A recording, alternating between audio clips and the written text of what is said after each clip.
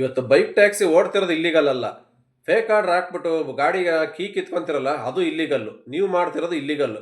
ಬೆಂಗಳೂರಲ್ಲಿ ಒಂದು ಆಟೋದವ್ರ ಗ್ಯಾಂಗ್ ಮಾಡ್ಕೊಂಡು ಒಂದು ಫೇಕ್ ಆರ್ಡರ್ಗಳು ಬುಕ್ ಮಾಡಿ ರಾಪಿಡೋ ಬೈಕ್ ಟ್ಯಾಕ್ಸಿ 10ರಿಂದ 15 ಬೈಕ್ ಹಿಡ್ಕೊಂಬಿಟ್ಟು ಕೀ ಎಲ್ಲ ಕಿತ್ಕೊಂಡಿದ್ದಾರೆ. ಇದರಿಂದ ಕಸ್ಟಮರ್ಗಳಿಗೆಲ್ಲ ಎಷ್ಟು ಪ್ರಾಬ್ಲಮ್ ಆಗುತ್ತೆ ಯೋಚನೆ ಮಾಡಿದಾರೆ ನೀವು?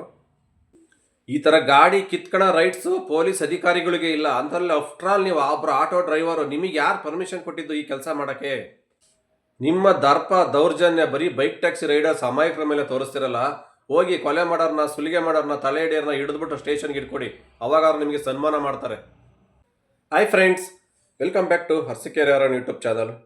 ನಿನ್ನೆ ಒಂದು ವಿಡಿಯೋ ನೋಡಿದೆ ಸೋಷಿಯಲ್ ಮೀಡಿಯಾದಲ್ಲಿ. ಯಾವುದು ಮೋಸ್ಟ್ಲಿ ಯಲಹಂಕ ಅನಿಸುತ್ತೆ. ಮೋಸ್ಟ್ಲಿ ಸುಮಾರು ಒಂದು 10-20 ಜನ ಆಟೋದವ್ರು ಸೇರಿಕೊಂಡು ಒಂದು 10ರಿಂದ 15 ಬೈಕು ಫೇಕ್ ಆರ್ಡರ್ ಹಾಕ್ಬಿಟ್ಟು ಎಲ್ಲ ಬೈಕ್ ಟ್ಯಾಕ್ಸಿಯವ್ರನ್ನ ಹಿಡಿದು ಗಾಡಿ ಕೀ ಕಿತ್ಕೊಂಡಿದ್ದಾರೆ. ಎಷ್ಟು ಜನ ಗೊತ್ತಪ್ಪ, ಹುಡುಗರು ಏನು ಗೊತ್ತೇ ಇಲ್ಲ, ಅಮಾಯಕರ ಥರ ಸುಮ್ಮನೆ ನಿಂತಿದ್ದಾರೆ ಸೈಡಲ್ಲಿ ಹೋಗಿ. ಯೂಶ್ವಲಿ ಈ ಪ್ಲೇಸಲ್ಲಿ ಬೇರೆ ಯಾರಿಲ್ಲ, ನಾವೇ ಇದ್ದಿದ್ರೆ ಖಂಡಿತ ಕ್ವಶನ್ ಮಾಡಿ ಕೇಳ್ತಾ ಇದ್ದು, ನಿಮ್ಗೆ ಯಾರು ಅಧಿಕಾರ ಕೊಟ್ಟಿದ್ದು ಗಾಡಿ ಕೀ ಕಿತ್ಕೊಳಕ್ಕೆ? ನಿಮ್ಗೆ ಎಲ್ಲಿಂದ ಕೊಟ್ಟಿದ್ದಾರೆ ಪರ್ಮಿಷನ್ನು? ಇವತ್ತು RTO ಅಧಿಕಾರಿಗಳು, ಪೊಲೀಸ್ ಅವರೇ ಕೇಳ್ತಾ ಇಲ್ಲ ರಾಪಿಡೋ ಬೈಕ್ ಟ್ಯಾಕ್ಸಿ ರನ್ ಆಗ್ತಿರೋದಕ್ಕೆ. ಯಾಕೆಂದರೆ ಅಫಿಷಿಯಲಾಗಿ ಕೋರ್ಟಿಂದ ಅನೌನ್ಸ್ ಆಗಿದೆ. ಕೋರ್ಟಿಂದ ಯಾವುದೇ ಥರ ಒಂದು ಡೇಟ್ ಫೈನಲ್ ಕೇಸ್ ಡಿಸೈಡ್ ಆಗೋವರೆಗೂ ರಾಪಿಡೋ ಬೈಕ್ ಟ್ಯಾಕ್ಸಿಯವ್ರನ್ನ ಯಾರು ತಡೆ ಹಿಡಿಬಾರ್ದು. ಅವ್ರನ್ನ ಯಾರೋ ಆಟೋದವರೇ ಆಗಿರ್ಬೋದು, ಪೊಲೀಸ್ ಅಧಿಕಾರಿನೇ ಆಗಿರ್ಬೋದು, ಅವ್ರನ್ನ ಹಿಡಿದ್ಬಿಟ್ಟು ಗಾಡಿ ಕೀ ಕಿತ್ಕೊಳ್ಳೋದಾಗಲಿ, ಅವ್ರಿಗೆ ಬೈಯೋದಾಗಲಿ, ಅವ್ರಿಗೆ ತೊಂದರೆ ಕೊಡಬಾರ್ದು ಅಥವಾ ಕೋರ್ಟಿಂದನೇ ಅನೌನ್ಸ್ ಮಾಡಿದ್ದಾರೆ. ಇಷ್ಟೆಲ್ಲ ಆದ್ರೂ ಇವರು ಮತ್ತೆ ಪದೇ ಪದೇ ಇದೇ ಥರ ಮಾಡ್ತಾ ಇದ್ದಾರೆ. ನಾನು ಎಷ್ಟೋ ವಿಡಿಯೋದಲ್ಲಿ ನೋಡ್ತೀನಿ, ಕೆಲವೊಬ್ಬರು ಆಟೋ ಒಂದು ಗ್ಯಾಂಗ್ ಕಟ್ಕೊಂಡು ಇದೇ ಥರ ಪದೇ ಪದೇ ಬೈಕ್ ಟ್ಯಾಕ್ಸಿ ರೈಡರ್ ತೊಂದರೆ ಕೊಡ್ತಾನೆ ಇದ್ದಾರೆ. ಹೇಳ್ತಾನೆ ಇದ್ದೀನಿ. ತಿರ್ಗಾ ಮತ್ತೆ ರೀಸೆಂಟಾಗಿ ಇದೊಂದು ಆಗಿದೆ. ನಿಜವಾಗ್ಲೂ ಇವ್ರಿಗೆ ಏನು ಮಾಡೋಕ್ಕೆ ಬೇರೆ ಕೆಲಸನೇ ಇಲ್ವಾ?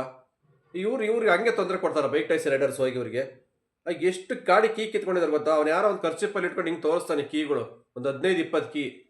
ಇವ್ರಿಗೆಲ್ಲ ಪೊಲೀಸವ್ರು ನಿಜವಲ್ಲೂ ಇವ್ರ ಬಗ್ಗೆ ಆಕ್ಷನ್ ತಗೊಳ್ಳೇಬೇಕು. ಇವ್ರ ವಿರುದ್ಧ FIR ಹಾಕ್ಬಿಟ್ಟು ಇವ್ರನ್ನೆಲ್ಲ ಒಳಗಡೆ ಹಾಕ್ಬೇಕು. ಇವ್ರನ್ನ ಕಂಬಿ ಹಿಡ್ಸೋ ಥರ ಮಾಡ್ಬೇಕು ನಿಜವಾಗ್ಲೂ. ಇವ್ರಿಗೆ ಯಾರು ಪರ್ಮಿಷನ್ ಕೊಟ್ಟಿರೋದು? ಗೌರ್ಮೆಂಟಿಂದ ಏನಾರು ಅನೌನ್ಸ್ ಆಗಿದೆ ಇವ್ರಿಗೆ? ಆಟೋ ಡ್ರೈವರ್ಗಳು ನೀವೆಲ್ಲ ಬೈಕ್ ಟ್ಯಾಕ್ಸಿಯವ್ರನ್ನ ಹಿಡೀರಪ್ಪ, ಫೇಕ್ ಆರ್ಡರ್ ಬುಕ್ ಮಾಡಿಬಿಟ್ಟು ಹಿಡ್ಕೊಡ್ರಪ್ಪ ಅಂತ ಏನಾರು ಹೇಳಿದ್ದಾರೆ ಯಾರು ಇವ್ರಿಗೆ? ಇಲ್ಲೇನಾರು ಒಂದು ಅರ್ಜಿ ತಗೊಂಬಂದಿದ್ದಾರೆ ಇವರು ಕೋರ್ಟಿಂದವ? ನಮಗೆ ಪರ್ಮಿಷನ್ ಬಂದಿದೆ, ಪರ್ಮಿಷನ್ ಲೆಟರ್ ಇದೆ ನಮ್ಮ ಹತ್ರ ಬೈಕೆಲ್ಲ ಹಿಡಿಯೋಕ್ಕೆ ಅಂತನ? ಇವ್ರು ಇಷ್ಟ ಬಂದಾಗ ಇವರು ಬೆಂಗಳೂರೇ ಇವ್ರ ಹೆಸರು ಆಗೋಗ್ಬಿಟ್ಟಿದೆ. ಇವ್ರಿಗೆ ಇಷ್ಟ ಬಂದಂಗೆ ಮಾಡ್ಬೋದು ಇವರು. ಏನು ಯಾರು ಕೇಳೋರಿಲ್ಲ, ಹೇಳೋರಿಲ್ಲ. ನೀವು ಈ ಥರ ಕೆಲಸ ಮಾಡೋದಕ್ಕೆ ಇವತ್ತು ಪಬ್ಲಿಕ್ಸು ನಿಮಗೆ ಆಟೋದವ್ರು ಅಂದರೆ ಇತ್ತು ಅಂತ ಉಗಿತಾ ಇದ್ದಾರೆ.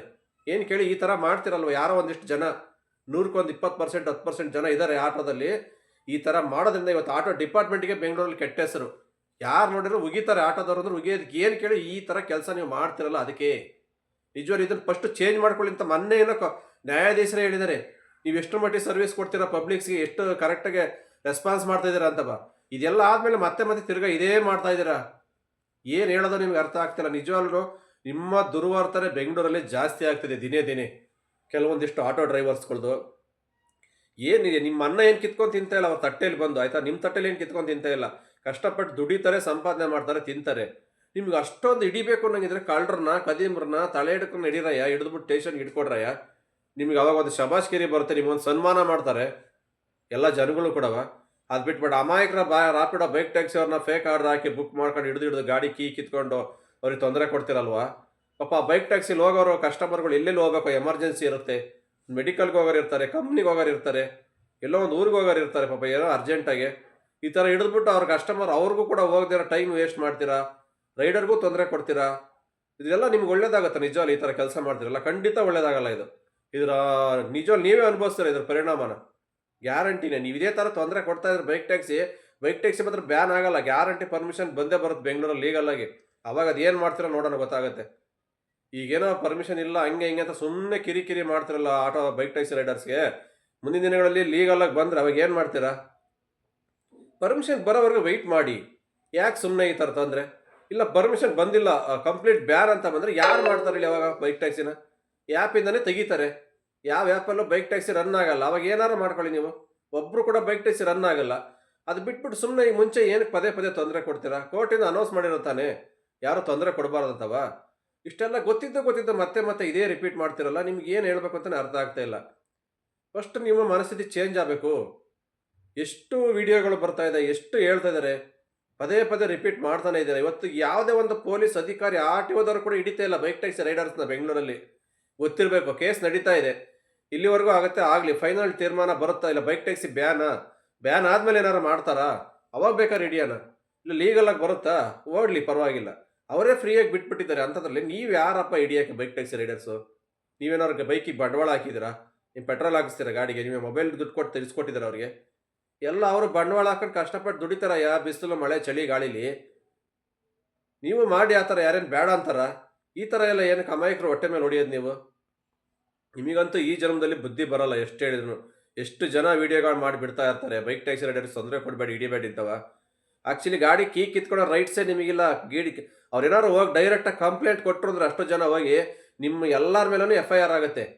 ಗೊತ್ತಿರಬೇಕು. ಎಷ್ಟು ಅಡ್ವೊಕೇಟ್ಗಳು ಹೇಳಿದ್ದಾರೆ, ಬೈಕ್ ಟ್ಯಾಕ್ಸಿ ಯಾರೇ ಒಬ್ರು ಆಟೋದವರು ಅಡ್ಡ ಹಾಕ್ಬಿಟ್ಟು ಗಾಡಿ ಕೀ ಕಿತ್ಕೊಂಡು ವಿಷಯ ಗೊತ್ತಾಗಿ ಅದೇ ಅವ್ರು ಏನಾದ್ರು ಬಂದು ನಿಮ್ಮ ವಿರುದ್ಧ ಕಂಪ್ಲೇಂಟ್ ಕೊಟ್ಟರೆ ನಿಮ್ಮ ವಿರುದ್ಧ FIR ಆಗುತ್ತೆ, ನಿಮ್ಮ ಆಟೋನ ಸೀಜ್ ಆಗುತ್ತೆ, ನೀವು ಜೈಲಿಗೆ ಹೋಗ್ತೀರಾ. ಇದೆಲ್ಲ ಗೊತ್ತಿದ್ದು ಪದೇ ಪದೇ ತಪ್ಪು ಮಾಡ್ತೀರಾ ಅಂದರೆ ನೀವು ಎಷ್ಟು ಬಂಡ್ರಿರ್ಬೇಕು ಅಂತಲೇ ಅರ್ಥ ಆಗ್ತಿಲ್ಲ. ಹಂಗಾದ್ರೆ ಇಲ್ಲಿಗೆ ಗೊತ್ತಾಗ್ತಾ ಇದೆ ನಿಮ್ಮದು ಮನಸ್ಥಿತಿ ಎಷ್ಟು ಹಾಳಾಗೋಗಿದೆ. ಬೈಕ್ ಟ್ಯಾಕ್ಸಿ ರೈಡರ್ಸ್ಗಳ ಮೇಲೆ ಎಷ್ಟು ಹೊಟ್ಟೆ ಉರಿ ನಿಮಗೆ, ಅಸೂಯೆ. ಇದೆಲ್ಲ ಫಸ್ಟ್ ಬಿಡಿ. ಇದೆಲ್ಲ ಮನಸ್ಸಿಂದ ತೆಗೆದಾಕಿ ನೀವು ನಿಯತ್ತ ಡ್ಯೂಟಿ ಮಾಡಿ, ನಿಮಗೂ ಸಂಪಾದನೆ ಆಗುತ್ತೆ. ಬೈಕ್ ಟ್ಯಾಕ್ಸಿ ಅವರಿಂದ ನಿಮಗೆ ಸಂಪಾದನೆ ಇಲ್ಲ ಅಂತ ಯಾರು ಹೇಳ್ತಾ ಇಲ್ಲ ಇವತ್ತು. ಎಷ್ಟು ಜನ ಸಂಪಾದನೆ 2,000 3,000 ಮಾಡ್ಕೊಂಡು ಹೋಗಿದ್ದಾರೆ ಆಟೋ ಡ್ರೈವರ್ಸು. ಅವ್ರು ಬರೋ ಆಟೋಗಳೆಲ್ಲ ಅವ್ರ ಪಾಡಿಗೆ ಅವ್ರು ಯಾರಿಗೂ ತೊಂದರೆ ಕೊಡಲ್ಲ. ಎಷ್ಟೋ ಜನ ಇದ್ದಾರೆ.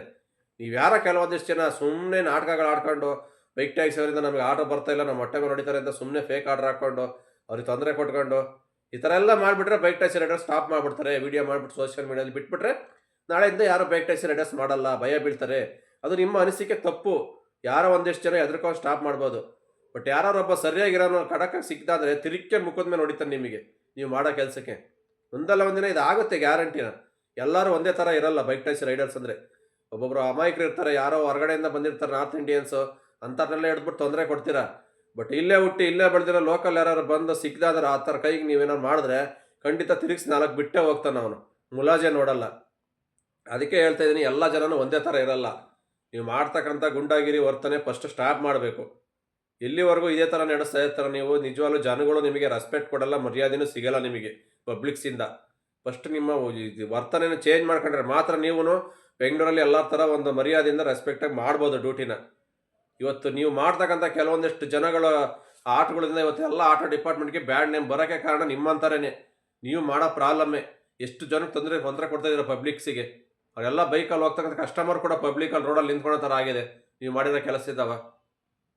ಆ ರೈಡರ್ಸ್ ನಾನು ಒಂದೇ ಮಾತು ಹೇಳ್ತೇನೆ, ಹೋಗಿ ಯಾರ್ಯಾರು ನಿಮ್ಮ ಆಟೋ ಬೈಕ್ ಕಿತ್ಕೊಂಡ್ರ ಗಾಡಿ ಕೀನ ಹೋಗಿ ಅವ್ರ ವಿರುದ್ಧ ಕಂಪ್ಲೇಂಟ್ ಕೊಡಿ. ಎಲ್ಲರೂ ಒಗ್ಗಟ್ಟಾಗಿ ಖಂಡಿತ ಅವ್ರಿಗೆ ಅರೆಸ್ಟ್ ಆಗ್ತಾರೆ, ಕೇಸ್ ಆಗೇ ಆಗುತ್ತೆ.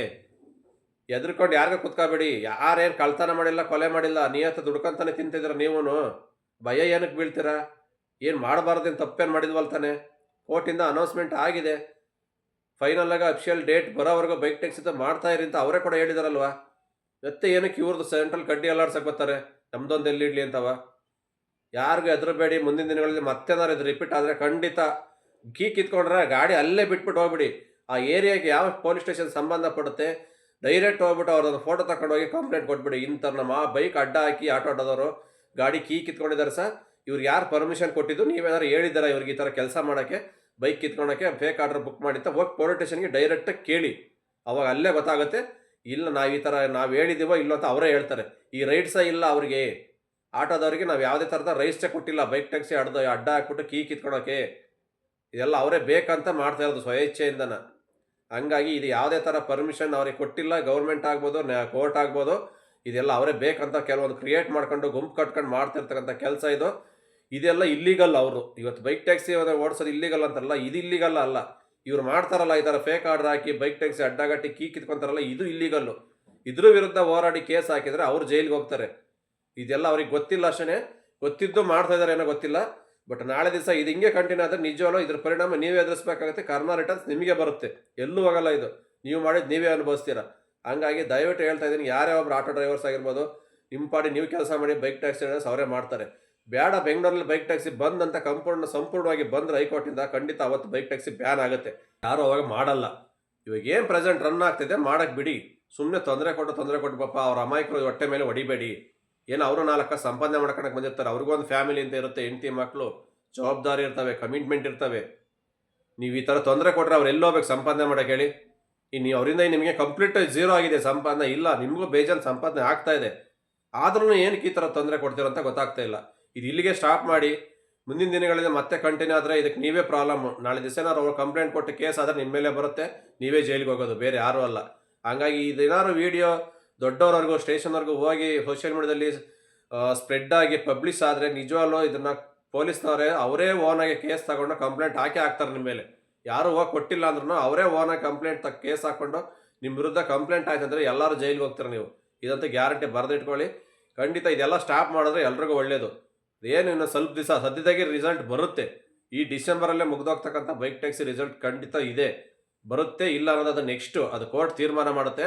ಅಲ್ಲಿವರೆಗೂ ಡ್ಯೂಟಿ ಮಾಡೋಕ್ಕೆ ಬೈಕ್ ಟ್ಯಾಕ್ಸಿ ರೈಡರ್ಸ್ಗೆ ಅದೇ ಥರ ತೊಂದರೆ ಕೊಡಬೇಡಿ, ಸೈಲೆಂಟಾಗಿ ಇರಿ ಅಂತ ಹೇಳ್ತೀನಿ ಅಷ್ಟೇ. ಓಕೆ ಸ್ನೇಹಿತರೆ, ವಿಡಿಯೋ ಇಷ್ಟ ಆದರೆ ಒಂದು ಲೈಕ್ ಮಾಡಿ, ಶೇರ್ ಮಾಡಿ, ನಿಮ್ಮ ಮನಸ್ಸಿಗೆ ಕಮೆಂಟ್ ಬಾಕ್ಸಲ್ಲಿ ತಿಳಿಸಿ. ನಾವೇನಾದ್ರು ಕೆಟ್ಟದಾಗಿ ಮಾತಾಡಿದರೆ, ಏನಾದ್ರು ಸರಿ ಇದ್ರೂ ಕೂಡ, ಏನೋ ನನ್ನ ತಪ್ಪಾಗಿದ್ರೆ ಕಮೆಂಟ್ ಬಾಕ್ಸಲ್ಲಿ ತಿಳಿಸಿ, ತಿದ್ಕೊತೀವಿ. ಮತ್ತೆ ಸಿಗೋಣ ಮುಂದೆ ನಡೆದಲ್ಲಿ. ಅಲ್ಲಿವರೆಗೂ take care, bye bye, have a nice day. ಜೈ ಹಿಂದ್, ಜೈ ಕರ್ನಾಟಕ ಮಾತೆ.